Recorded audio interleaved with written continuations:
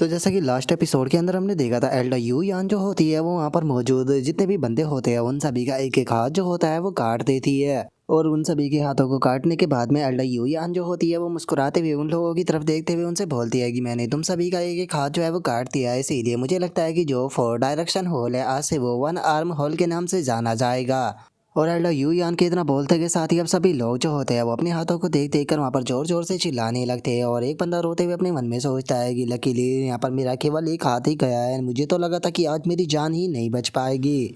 और उस बंदे के इतना सोचते के साथ ही 4 डायरेक्शन का होल मास्टर जो होता है वो गुस्से में चिल्लाते हुए बोलता है कि तुमने तुमने हमारे साथ में ये क्या कर दिया। हमारा 4 डायरेक्शन होल जो था वो यहाँ पर अपनी स्ट्रेंथ के लिए जाना जाता था, लेकिन तुमने हमारे साथ में जो कुछ भी किया है उसे हम कभी भी नहीं भूल पाएंगे। आज यहाँ पर चाहे मेरी जान भी क्यों ना चली जाए, मैं मानता हूँ कि मैं तुम्हें नहीं मार सकता हूँ, लेकिन मैं यहाँ पर तुम्हारा एक हाथ तो जरूर काटूंगा अपने यहाँ पर बदला लेने के लिए।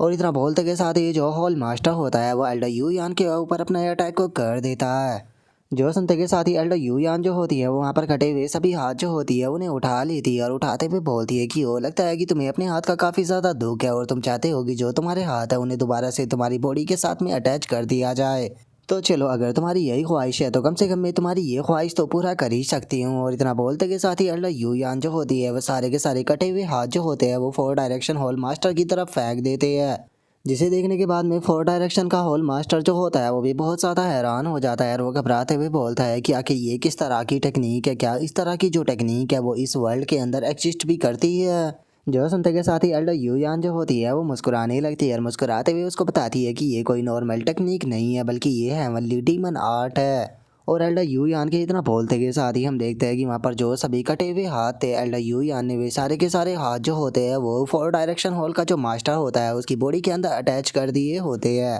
जो देखते के साथ ही 4 डायरेक्शन हॉल का मास्टर जो होता है वो भी चिल्लाने लगता है, चिल्लाते हुए अपने लोगों की तरफ बढ़ते हुए उनसे बोलता है कि प्लीज़ मेरी मदद करो, प्लीज़ कोई मेरी मदद करो। जो सुनकर उसके जो डिसाइपल होते हैं वो चिल्लाते हुए बोलते हैं कि सेक्ट मास्टर प्लीज़ हमारे करीब मत आइए। लेकिन हम देखते हैं कि 4 डायरेक्शन हॉल का मास्टर जो होता है वो अपने एक एक कर सभी डिसाइपल जो होते हैं उनकी गर्दनों को तोड़ना शुरू कर देता है, क्योंकि उसके हाथ जो एल्डा यू यान ने अटैच किए थे उनके ऊपर उसका बिल्कुल भी कंट्रोल नहीं होता और वो अपने सभी डिसाइपलों को जान से मार देता है। जिसके बाद में 4 डायरेक्शन हॉल का मास्टर जो होता है वो फैटी की तरफ पढ़ने लगता है, जो देखकर फैटी भी बहुत ज़्यादा घबरा जाता है और घबराते हुए बोलता है कि फादर प्लीज़ मेरे पास में मत आइए, प्लीज़ मेरे पास में मत आइए, मैं आपकी मदद नहीं कर सकता। और उसके इतना बोलते के साथ ही 4 डायरेक्शन हॉल का मास्टर जो होता है वो फैटी के भी गर्दन को पकड़ लेता है, लेकिन वो ऐसा करना बिल्कुल भी नहीं चाह रहा होता है, जिस कारण उसकी आंखों से आंसू भी टपक रहे होते हैं। और वो चिल्लाते हुए बोलता है कि नहीं, मैं खुद को कंट्रोल नहीं कर पा रहा, प्लीज़ कोई मेरी मदद करो।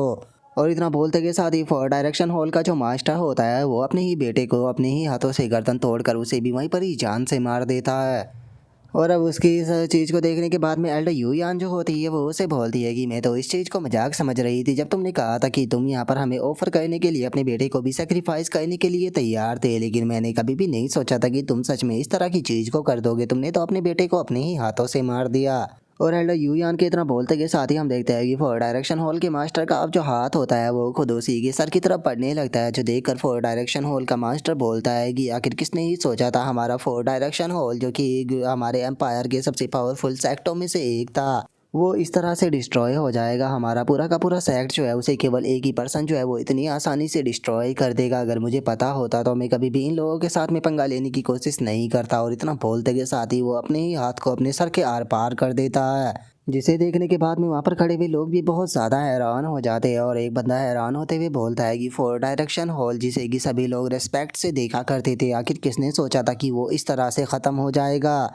जो सुनते के साथ ही एक और बंदा जो होता है वो बोलता है कि सच में डिवाइन इमोर्टल सेक्ट तो बहुत ही ज़्यादा टेरिफाइंग है, इसका हर एक पर्सन जो है वो किसी भी सेक्ट को डिस्ट्रॉय करने के लिए काफ़ी है। जो सुनकर एक और बंदा जो होता है वो एल्डा यू यान की तरफ देखने लगता है और एल्डा यू यान की तरफ देखते हुए बोलता है कि इस लड़की की जो टेक्निक थी वो बहुत ज़्यादा अजीब थी, तो क्या इसका मतलब ये है कि ये लड़की किसी डीमन क्लैन से बिलोंग करती है। जो सुनते के साथ ही दूसरा बंदा जो होता है वो बोलता है कि अगर ये लड़की किसी डीमन क्लैन से भी बिलोंग करती है तो इस चीज़ से क्या ही फ़र्क पड़ता है, क्या सच में तुम्हें ऐसा लगता है कि हम लोगों के अंदर इतनी हिम्मत भी है कि हम इसके खिलाफ जाने की कोशिश कर सके। और इतना बोलते के साथ ही अब जो सभी लोग होते हैं वो जनरल चैनली जो होता है उसे चिल्लाते हुए बोलते हैं कि जनरल चैनली, ये वोमेन जो है वो पक्का डीमन क्लैन से बिलोंग करती है, केवल आप ही यहाँ पर ऐसे पर्सन है जो कि इसे ख़त्म कर सकते हैं, तो प्लीज़ इसे ख़त्म कर दीजिए। जो सुनते के साथ ही वहाँ पर खड़ा हुआ जो फैटी होता है वो हंसते हुए बोलता है कि अगर तुम्हारे यहाँ पर जो चैनल है उसकी बात की जाए तो वो बस जवान एम्परर रियलम की पीक पर है, लेकिन हमारा डिवाइन इमोर्टल सेक्ट जो है उसका हर एक एल्डर जो है वो जवान एम्परर रियलम की पीक पर है। तो क्या तुम्हें सच में लगता है कि ये यहाँ पर कुछ कर भी पाएगा?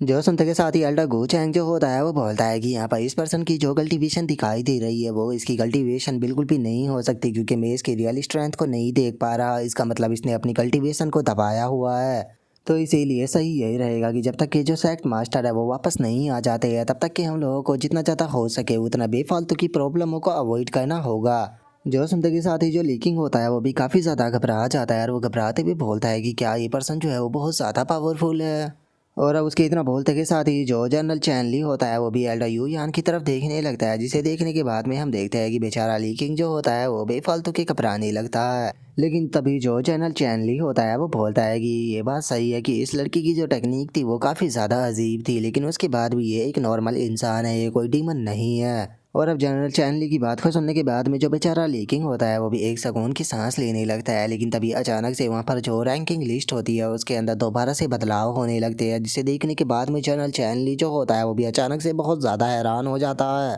और वो चिल्लाते हुए अपने जो आर्मी के लोग होते हैं उनसे बोलता है कि जल्दी से डिवाइन इमोर्टल सेक्ट के सभी लोगों को चारों तरफ से घेर लो। जो सुनते के साथ ही सभी के सभी सैनिक जो होते हैं वो भी उन्हें चारों तरफ से घेर लेते हैं। जो देखकर डीमन जुआन सा जो होता है वो उसे बोलता है कि तुमने अभी तो यहाँ पर बोला था कि जो हमारी एल्डर है वो डीमन क्लैन से बिलोंग नहीं करती है, तो फिर आखिर अब तुम यहाँ पर हमारे ऊपर हमला क्यों करा रहे हो? जो सुनते के साथ ही जनरल चैनली जो होता है वो उसे बोलता है कि क्या तुमने रैंकिंग लिस्ट को नहीं देखा है? रैंकिंग लिस्ट के अंदर यहाँ पर जो हमारे ग्राउंड प्रिंस थे उनका नाम सबसे ऊपर था, लेकिन अचानक से उनका नाम जो है वो गायब हो चुका है, जिसका मतलब ये साफ सा है कि जो हमारे ग्राउंड प्रिंस है वे अंदर किसी के हाथों से मारे जा चुके हैं। और अब उसके इतना बोलते के साथ ही हम देखते हैं कि ग्राउंड प्रिंस का नाम जो होता है वो रैंकिंग लिस्ट के अंदर नहीं होता। और अब जो चैनल चैनली होता है वो गुस्से में बोलता है कि अगर इस टाइम पर बात की जाए तो सीक्रेट रियलम के अंदर केवल दो ही पर्सन मौजूद है, एक तो तुम्हारा सेक्ट मास्टर और दूसरा क्राउन प्रिंस। और चूंकि क्राउन प्रिंस मर चुका है तो उसे मारने वाला पर्सन कोई और नहीं बल्कि तुम्हारा सेक्ट मास्टर वैंग है।